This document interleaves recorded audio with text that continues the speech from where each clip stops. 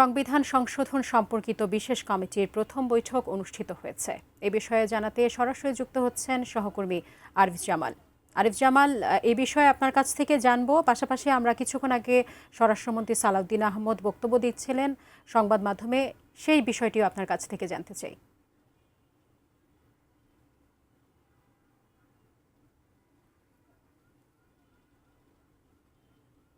ধন্যবাদ আপনাকে। আপনি নিশ্চয়ই জানেন, আমরা ইতিমধ্যে জেনে গেছি যে সংসদের যে বিশেষ কমিটি, অর্থাৎ সংবিধান সংশোধনের জন্য যে বিশেষ কমিটি, সেই বিশেষ কমিটির বৈঠক আজকে প্রথম বৈঠক। তো সেই বৈঠকটি ইতিমধ্যেই শুরু হয়ে গেছে। 12টার কিছু পরে সেই বৈঠকটি শুরু হয়।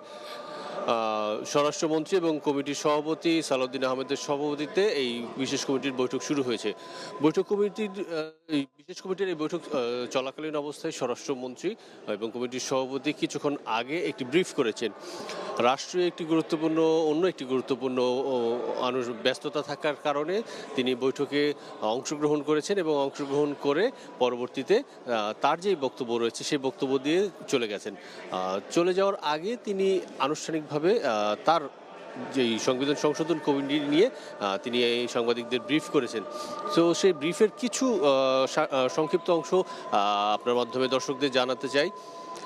সালাউদ্দিন আহমেদ যেটা বললেন যে সংবিধান যে সংশোধন করা হবে সেটি করা হবে হচ্ছে গ্রহণযোগ্য সংশোধন, এবং যেটা আসলে জনপ্রত্যাশা পূরণ করে।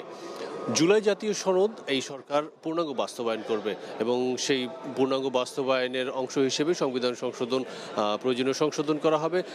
তিনি এও বললেন যে জুলাই জাতীয় সনদে যে বিষয়গুলো অন্তর্ভুক্ত নেই বা আসেনি, যে প্রস্তাবগুলো আসেনি, সেই প্রস্তাবগুলো এখানে আসবে এবং বিভিন্ন স্টেক হোল্ডারদের সঙ্গে, অর্থাৎ বিভিন্ন শ্রেণী পেশার মানুষ, বিচারপতি থেকে শুরু করে সাংবাদিক, শিক্ষক, সংবিধান বিশেষজ্ঞ, আইনজীবী সহ বিভিন্ন শ্রেণী পেশার মানুষের সঙ্গে তারা বৈঠক করবে। বিশেষ করে তিনি একটি কথা বলেছেন যে জুলাই গণ অভ্যুত্থানের সঙ্গে যারা জড়িত ছিল বা যারা নেতৃত্বে ছিল, যেই ছাত্র সমাজ, সেই ছাত্র সমাজের প্রতিনিধিদের সঙ্গে তারা বৈঠক করবেন এবং তাদের কাছ থেকেও তাদের মতামত নেবেন। সবার মতামত নিয়ে তারপর তারা সংবিধান সংশোধনের তাদের প্রস্তাবনাগুলো তৈরি করবেন এবং সংবিধান সংশোধনের এই প্রস্তাবনাগুলো তৈরি করতে আসলে কতদিন লাগবে সেটি বিষয় উনি বলতে চাচ্ছিলেন না, কারণ যেহেতু আজকেই প্রথম বৈঠক হলো, সেটা একটা সময় পরে হয়তো জানা যাবে বা বোঝা যাবে।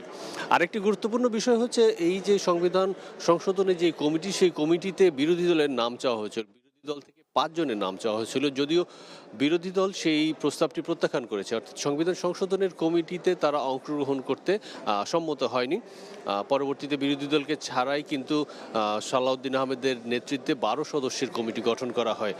আজকে সালাউদ্দিন আহমেদ যেটা জানালেন যে বিরোধী দলের সংসদ সদস্যরা যে নাম দেননি, তারপরও বিরোধী দল চাইলে যে কোনো সময় এই সংবিধান সংশোধন কমিটিতে তাদের নাম দিতে পারে, 5 জনের নাম দিতে পারে। যদি নাম নাও দেয় সেক্ষেত্রেও তারা তাদের মতামত দিতে পারে, সেটা লিখিতভাবে হতে পারে অথবা কমিটি মিটিং যখন হবে সেই মিটিংয়ে অংশগ্রহণ করেও হতে পারে, অথবা আলাদা এই বিরোধী দলের সঙ্গে বৈঠক হতে পারে। সব কিছু মিলে তারা যে মতামত দেবে সেই মতামতটাকেও গুরুত্ব দেওয়া হবে। সালাউদ্দিন আহমেদ যেই বিষয়টা বলতে যাচ্ছেন, অর্থাৎ সবার মতামত নিয়ে বিরোধী দল এবং বিভিন্ন শ্রেণী পেশার মানুষ সে সাথে কথা বলে, সমাজের গুরুত্বপূর্ণ অংশে যারা আছেন তাদের সবার সঙ্গে কথা বলে সংবিধান সংশোধনের যে মতামতগুলো আসবে সেই মতামতগুলো নিয়েই সংবিধান সংশোধনের উদ্যোগ নেবে সরকার, এবং সেখানে জুলাই সনদের পূর্ণাঙ্গ বাস্তবায়ন করা হবে।